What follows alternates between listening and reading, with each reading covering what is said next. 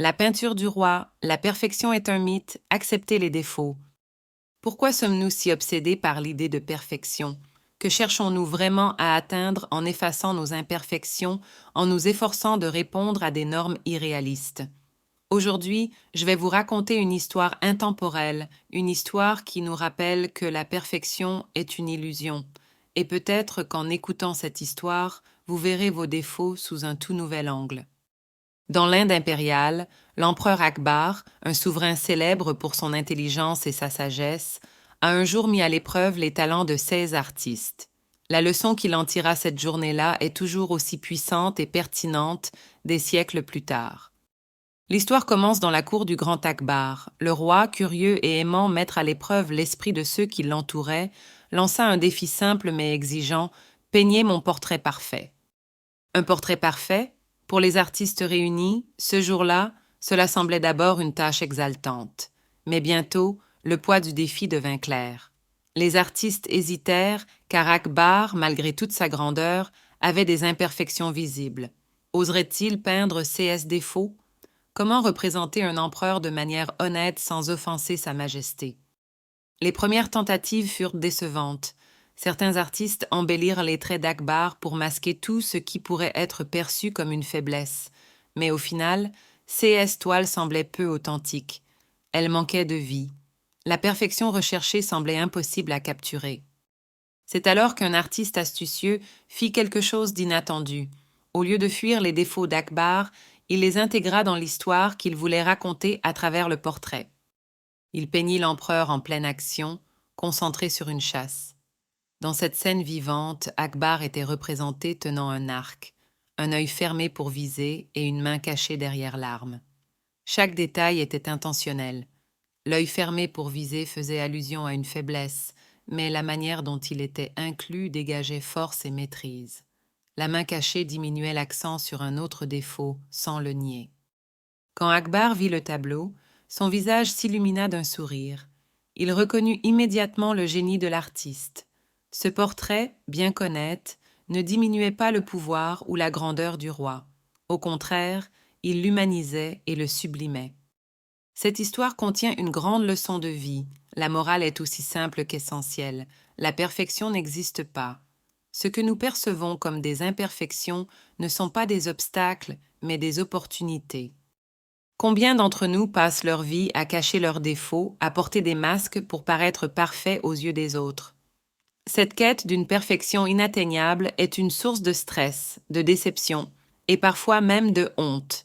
Mais si au lieu de cela, nous apprenions à accepter nos faiblesses et à les utiliser intelligemment, nous pourrions transformer nos histoires personnelles en chefs-d'œuvre uniques, tout comme cet artiste l'a fait avec son portrait. Dans notre société actuelle, l'histoire d'Akbar est particulièrement pertinente. Nous vivons dans une époque où les réseaux sociaux et les standards culturels glorifient constamment une image idéalisée, souvent irréaliste, de la beauté, de la réussite ou du bonheur. Voyez-vous ce phénomène? On nous pousse à chercher la perfection dans nos apparences, dans nos relations, dans nos carrières. Mais qu'est-ce que cela engendre?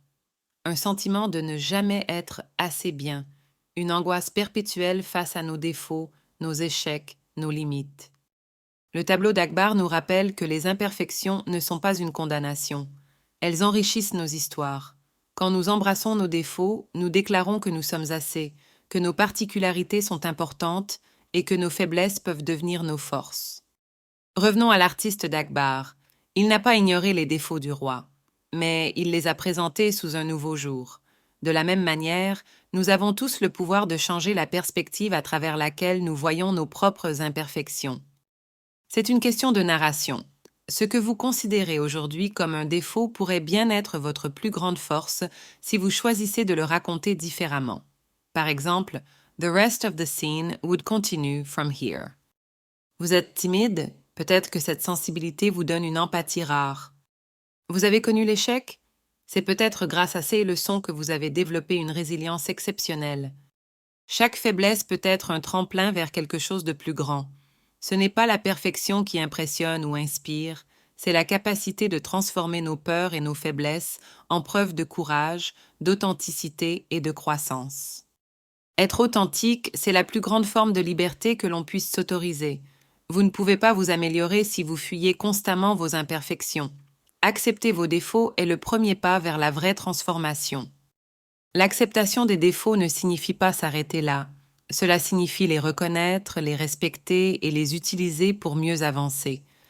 La croissance ne vient pas d'un espoir de perfection, mais d'un engagement à devenir chaque jour un peu meilleur, tout en restant fidèle à soi-même.